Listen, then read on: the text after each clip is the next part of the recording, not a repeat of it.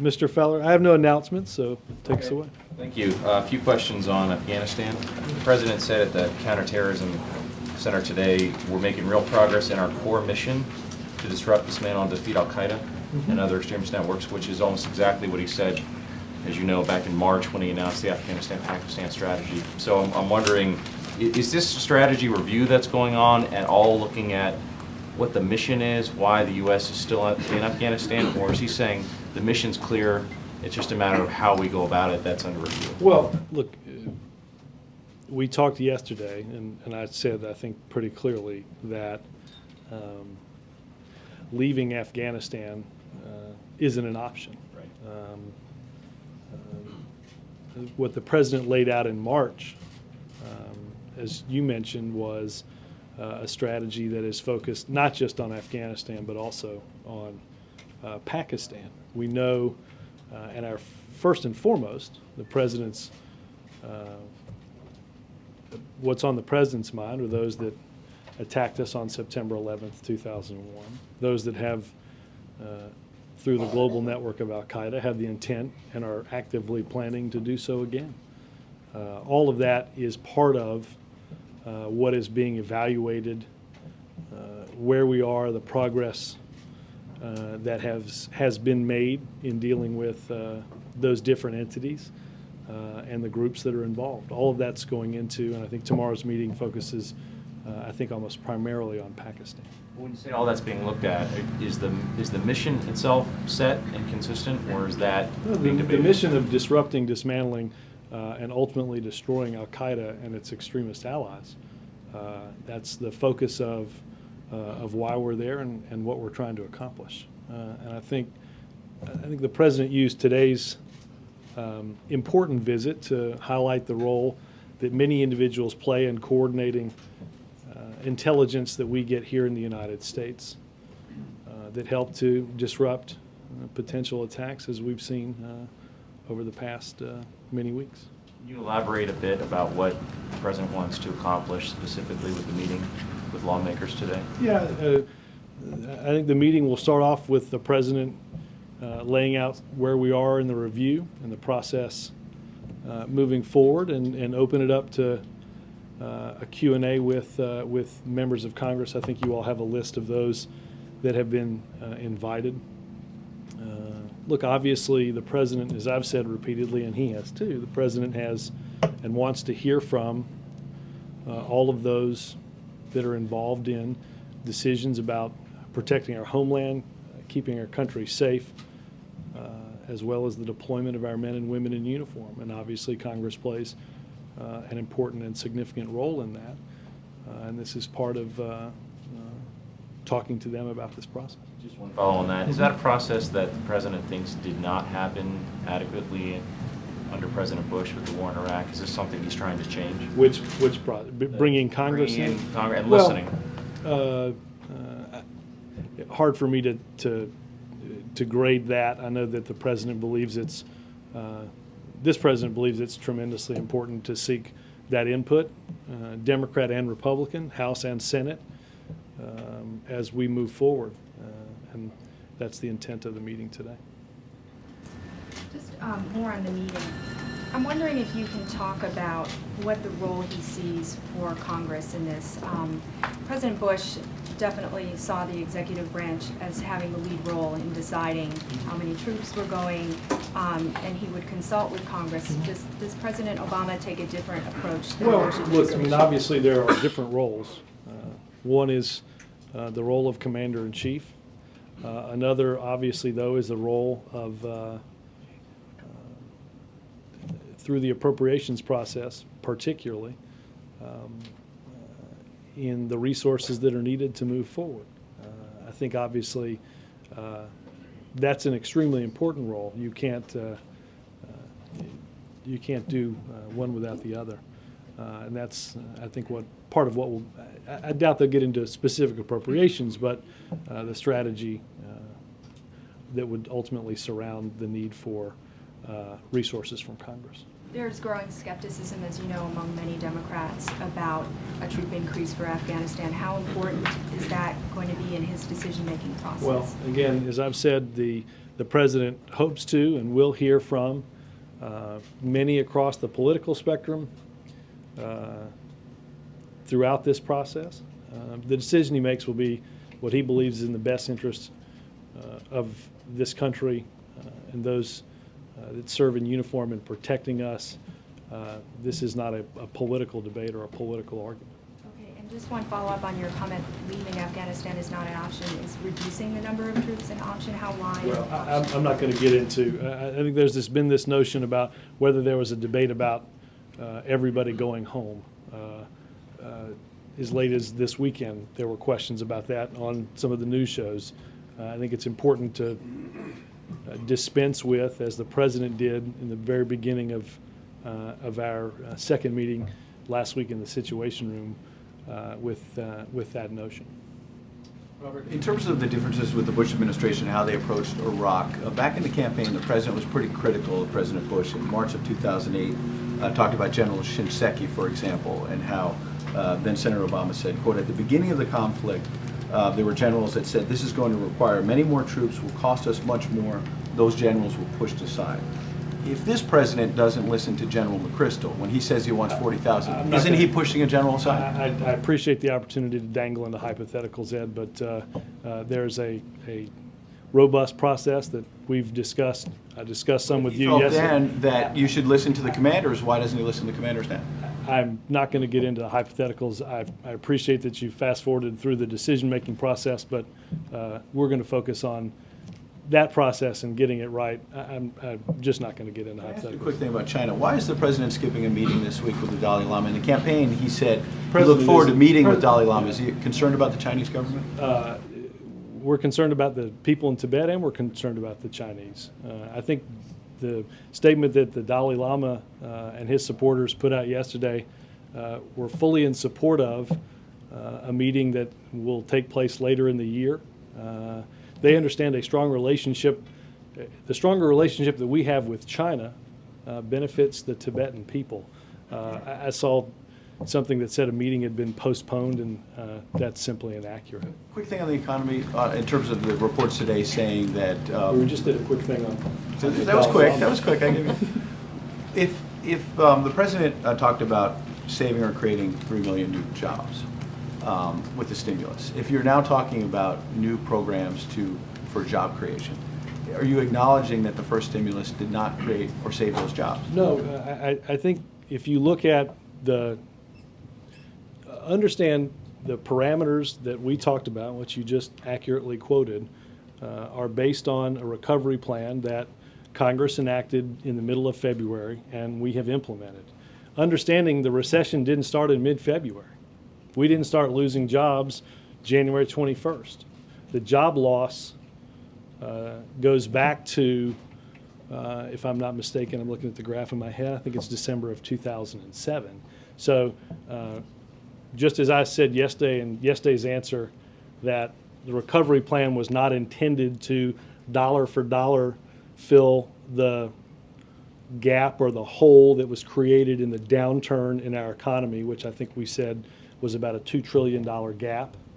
3 million jobs does not exceed the number that have been lost as a result of this recession going back to December of 2007. Two quick questions. The first one back to Afghanistan. Does the president think, yesterday Secretary Gates said that this discussion should be candid, but it should also be happening privately. Does the president think that this is all happening too publicly, this military debate? Again, I'm not going to get in the way of parsing generals or secretaries of defense.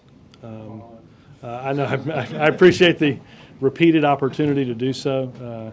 The president set up a process, and we're going through that. Okay. Today, Cindy Sheehan was back outside the White House. Yesterday, she chained herself to the North Lawn gate and got arrested. Today, she's back, and she says she's actually moving to Washington. She's going to be out there until her complaints are addressed. Is the president or anyone from the White House going to meet with any of these protesters? Not that I'm aware of. Sure. You said a moment ago that at the beginning of the second meeting, last week's meeting, the president put to rest the idea of leaving Afghanistan. Was he saying something new when he said that, or? To you maybe, but not to us. No. I just want to make sure he was not. You're not suggesting that he was making a new policy, stating a new policy. No, You said he put that to rest then. Well, look. Why did he need to make that clear? Wasn't that already policy? It was. It wasn't necessarily reflected in all the coverage. And as I said, one of the reasons, well, sure. As I said, the reason I repeated it yesterday is there were hypotheticals set up on the news shows on Sunday that assumed one spectrum of this was everybody leaving Afghanistan. That's simply just not the case. So he was not. I was just struck by the fact that you said he made that clear in that meeting, when I would think everybody. Well, in I that mean, I room think was he well set out the aware of that. parameters of that if you see people out there talking as if the decision is on one end, everybody leaving Afghanistan, that's not the case.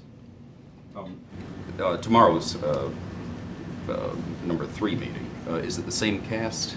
And I don't know if there are any additions. We will try to put in the guidance tonight if there are any additions. I assume most of I don't know if there's anybody that's being added as a result of Pakistan in particular, but my sense is that the people that were in there last week will largely comprise the people that will be in there this week. And did the president give any marching orders of what he wanted people to do between these 2 meetings to prepare for the 3rd? Is there any specific agenda for this one?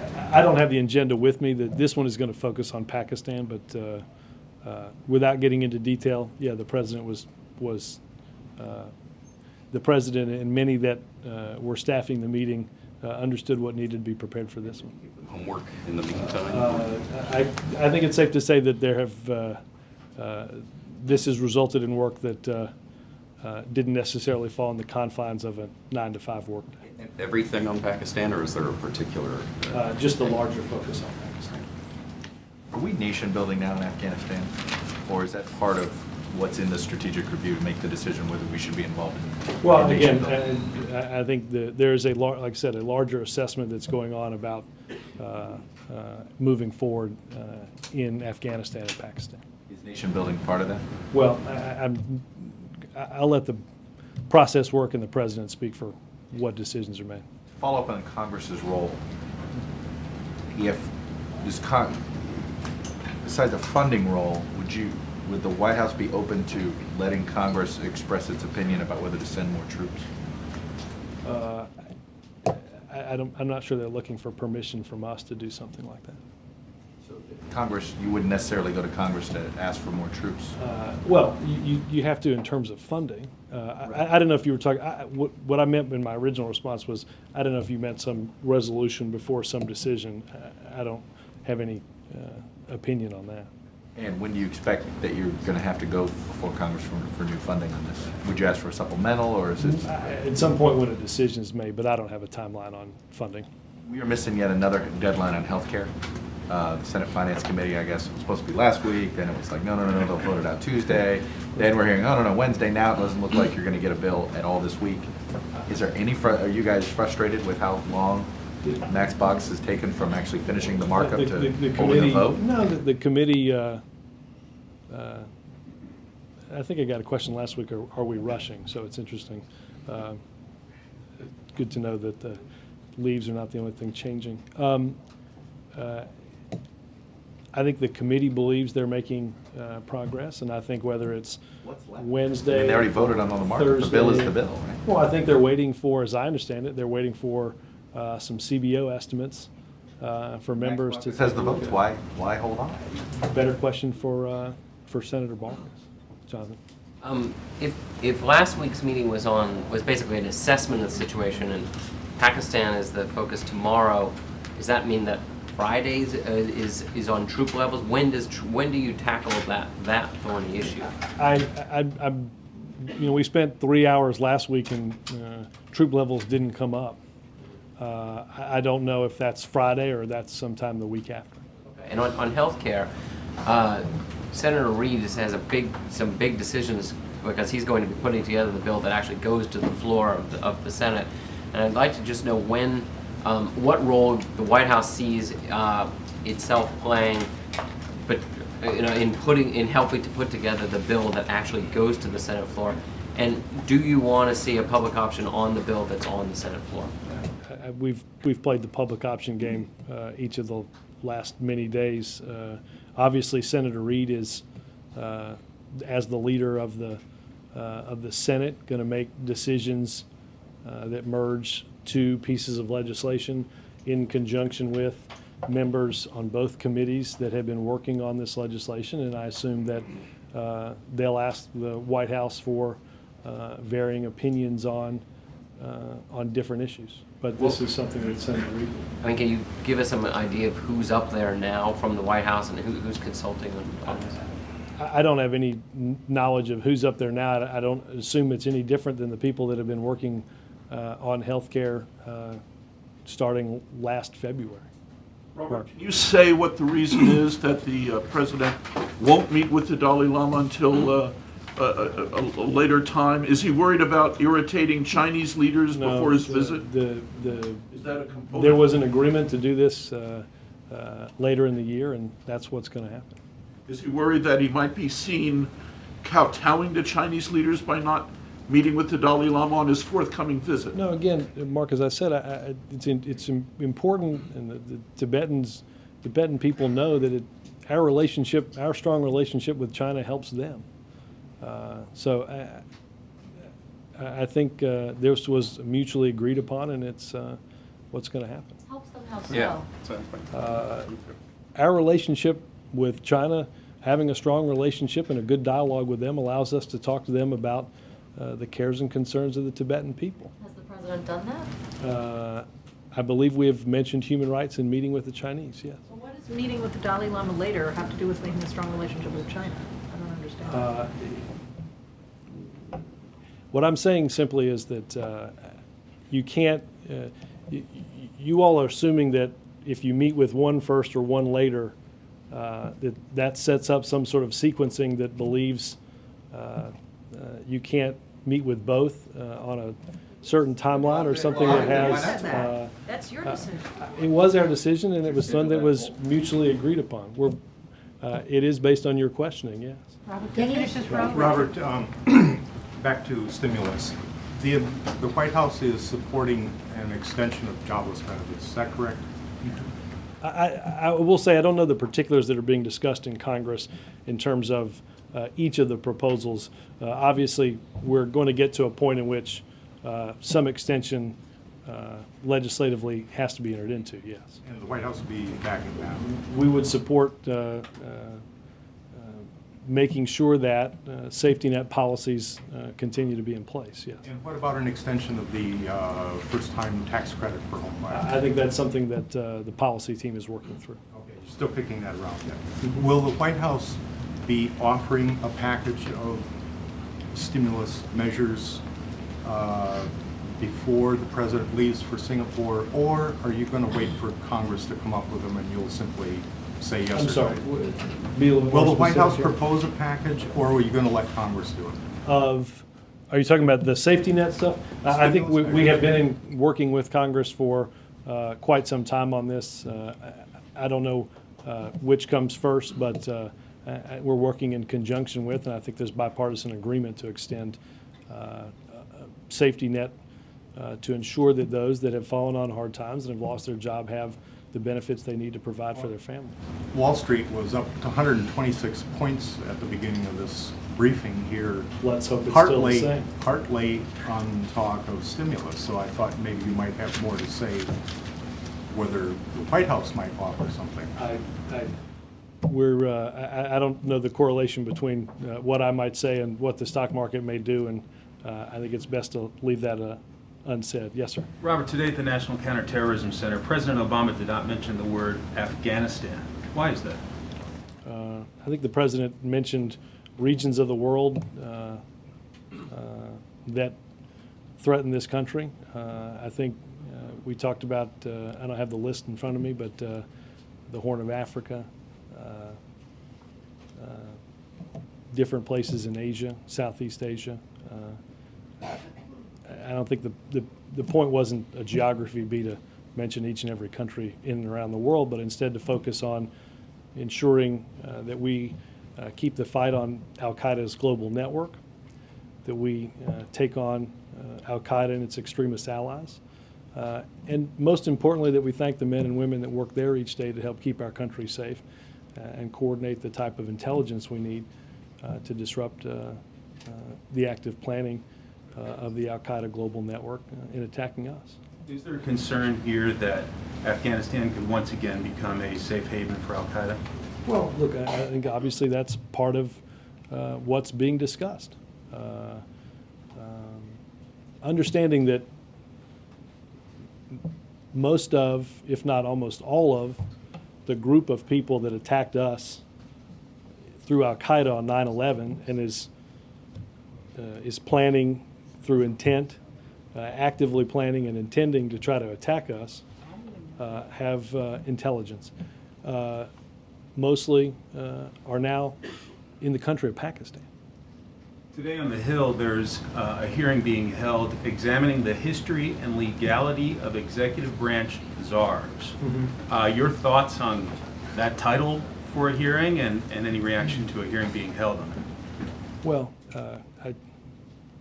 I don't know if they're calling, I don't know if Senator Feingold's calling Franklin Roosevelt to be a witness on the, I forget the lofty scholarly title of said hearing. I would assume that Congress and Senator Feingold have more weighty topics to grapple with than something like this. Robert? Yeah. Thanks, Finish Robert. this Hold on, I'm going that direction. So Okay, good. just You'd said earlier, referring to Congress in Afghanistan, that this is not a political debate, but there's a lot of politics surrounding it on Capitol Hill. Well, let me make sure that what I'm saying is the president isn't making his decision based on politics. I'm certainly not suggesting that. Obviously, the debate is within Congress, and inherent in that is a political debate. The president isn't making his decision based on politics, but instead on what is best for this country. Okay. But what is the White House's understanding of the politics of this on Capitol Hill, and how do you think that'll affect the president's decision as he Well, goes I mean, through I this think review process? I think we'll get a good readout of some of that this afternoon. I think you've got. My sense is that you've got many different opinions encompassed in 535 members of the House and the Senate that probably span a full range of options. Again, the president will. The meeting today deals primarily with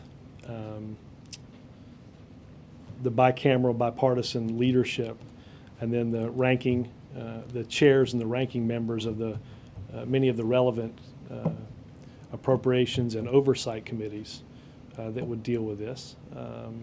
And the president looks forward to hearing their viewpoints, again, as varying as I assume they may be. Just a quick follow. In general, though, you have a Republican congressional leaders much more supportive of an expanded war effort along the lines of what General McChrystal has outlined in his assessment. Democrats far more skeptical, particularly on the question of combat troops. How does that affect the way the president thinks about this, or how might it affect this process?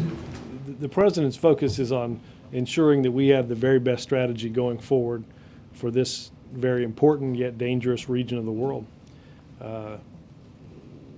We're focused on getting that right, not about who's for and who's against what, but focusing on how to get this strategy. It'll matter at some point with resources. It will, and obviously whatever decision that is made, the president will talk about and talk probably again to members of Congress who have equities in this. Robert? In the Meet the Press interview that he did a couple weeks ago, the president stepped back, it seemed, a little bit and explained, or he said there was a need to explain the reason that America was in Afghanistan, because 3,000 Americans were killed by al-Qaeda.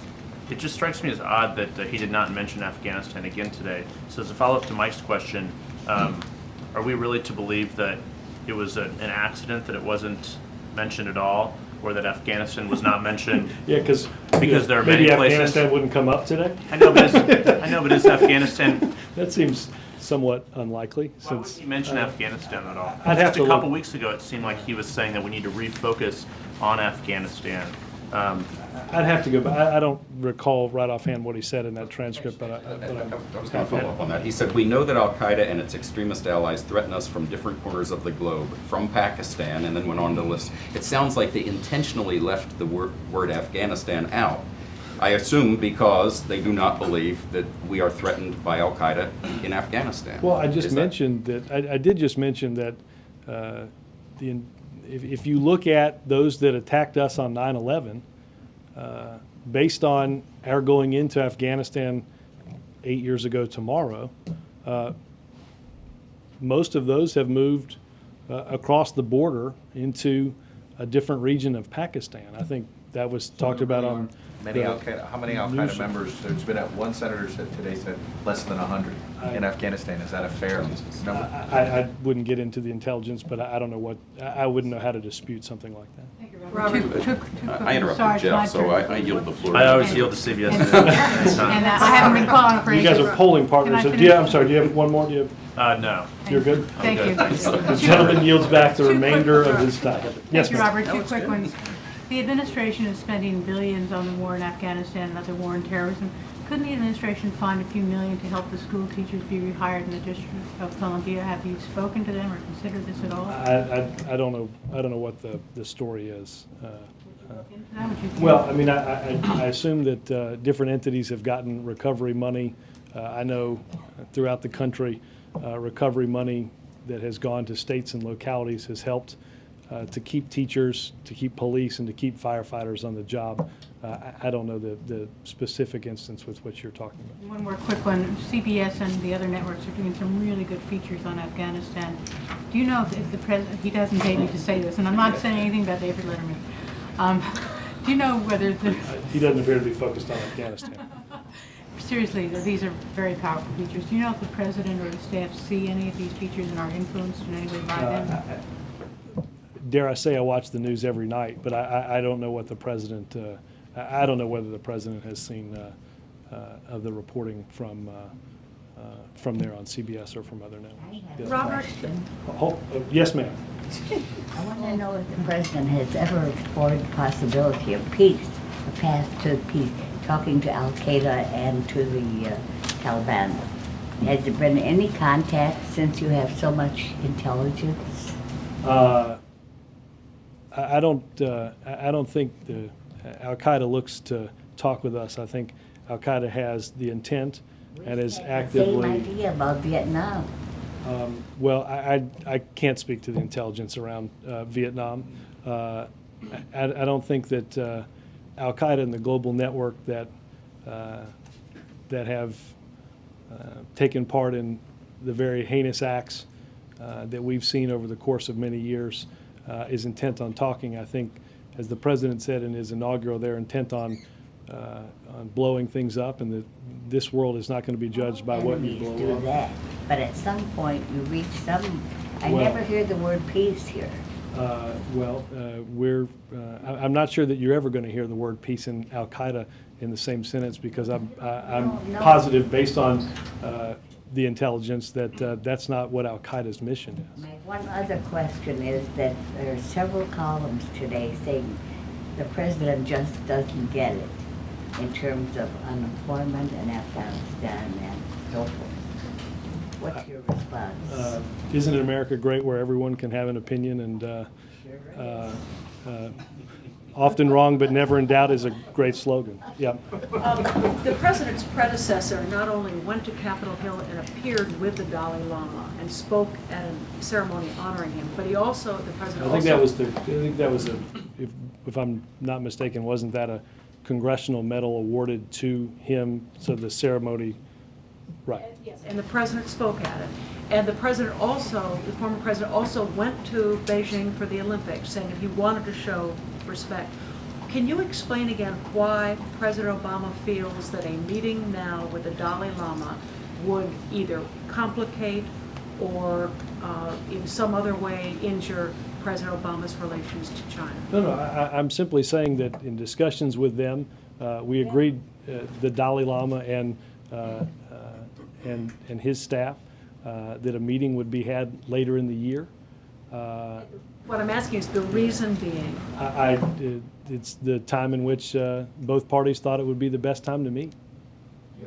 Robert, I Robert, Yesterday, Secretary Gates said, "The reality is that because of our inability to put enough troops into Afghanistan, the Taliban do have the momentum right now." Sounding like he thinks there's not enough troops there.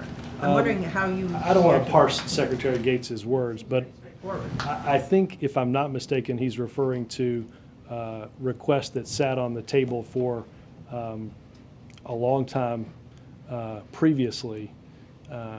We added 21,000 troops to Afghanistan through an effort earlier this year in March. Right.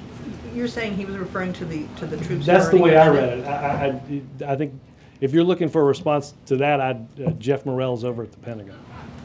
And one other quick question on healthcare. Less than 10 days from now, Senator Reid has to decide on whether he goes for reconciliation or not, goes for a 60-vote strategy or 51. Do you have any sense in terms of how the debate has been going, which makes the most sense to do? I don't have any opinion on that, except to reiterate that we're working through the process in the 5th Committee of Jurisdiction, and then the Senate will merge these two pieces of legislation, and we'll head to the floor. Robert, there's been another report, this one in Politico, previously in the Wall Street Journal, that Greg Craig is preparing to leave as the president's counsel. Does he still have the president's confidence, number one? And you know, Matt, I answered this last week when that report was asked to me by the group representing the institution that wrote it, and I said he was, and I said he'd been in the Oval Office earlier that day speaking to the president about Guantanamo. Greg Craig is in the president's office every day as part of a small group of senior advisors that meet with him daily. That'll happen at 4:30 this afternoon. And does the president still have confidence in the timetable on Guantanamo Bay? Well, we went through that. I think we're making progress on ensuring that once and for all Guantanamo Bay is closed. Peter. Robert, the DNC has been emphasizing Republican elected officials outside of Washington who support health care reform. Does the White House believe that the Republicans on Capitol Hill are out of step in some way with Republicans in the rest of the country, or Republican elected officials outside the Beltway? Well, look, I think if you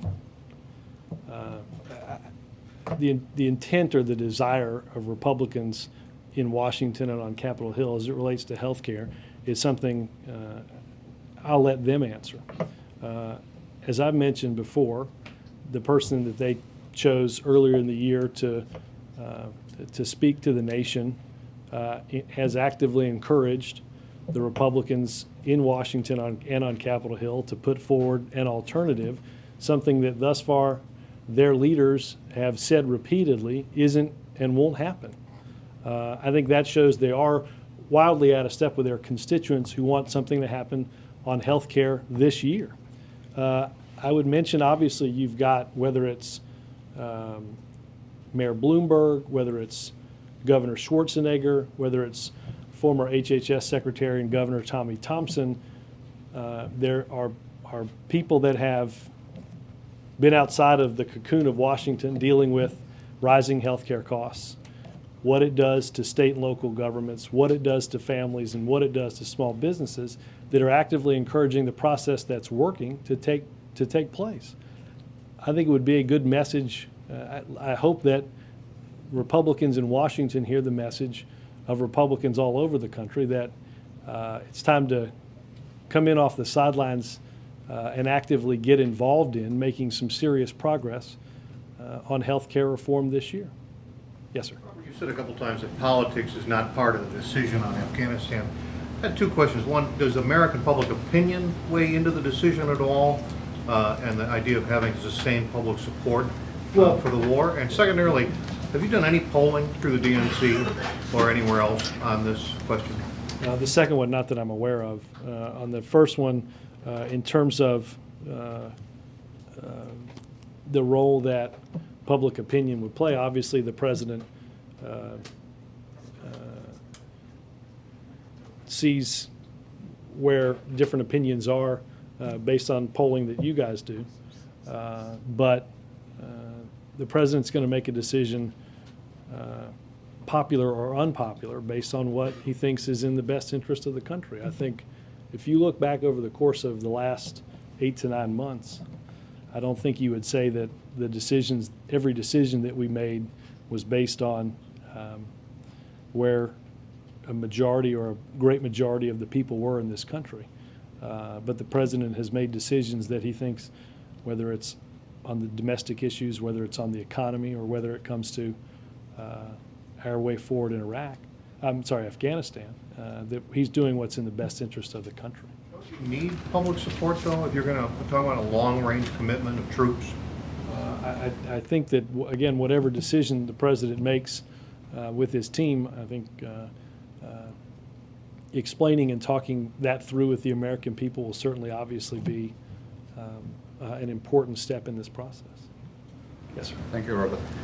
Can you tell us what message the Vice President is going to convey to Poland and the Czech Republic on the missile defense? And is this a damage control mission? No, look, obviously the Vice President is somebody who has long relationships throughout Europe.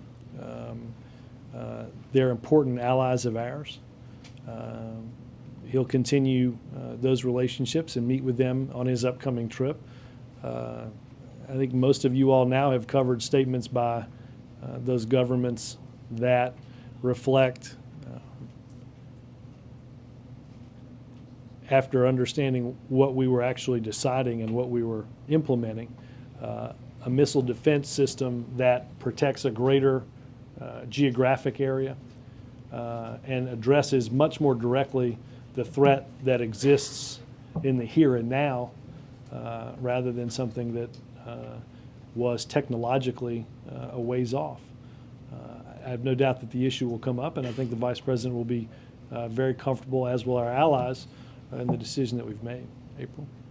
Did then candidate Barack Obama warn or tell the American public about the levels of engagement that the U.S. military will be involved in Afghanistan when he was running for president? I don't think anybody in this country, whether they were listening to candidate Barack Obama or anybody over the past 7 or almost 8 years, has been misinformed as to the sacrifice that our men and women in uniform were making, or what it was going to take in dealing with a very difficult part of the world. So some people are saying that you made a point to stress that we would pull out of Iraq, but it was somewhat omitted about the engagement in Afghanistan. The president, I remember a speech quite clearly where the president talked very specifically about Afghanistan and Pakistan and was criticized on both sides of the aisle. I spent a lot of time with the president over the course of 2 years flying around the country. He almost always talked about the need to add forces that were added, that exceeded the number. We exceeded the number that were added in March of what he called for in the campaign. So this wasn't something that the president ever softened up. Can you talk about Chicago tomorrow, what they're going to do in Chicago tomorrow? I don't have any more information other than or a schedule for Secretary Duncan or Attorney General Holder. I would. Any news, any policy? Not that I'm aware of. No. Thanks, guys.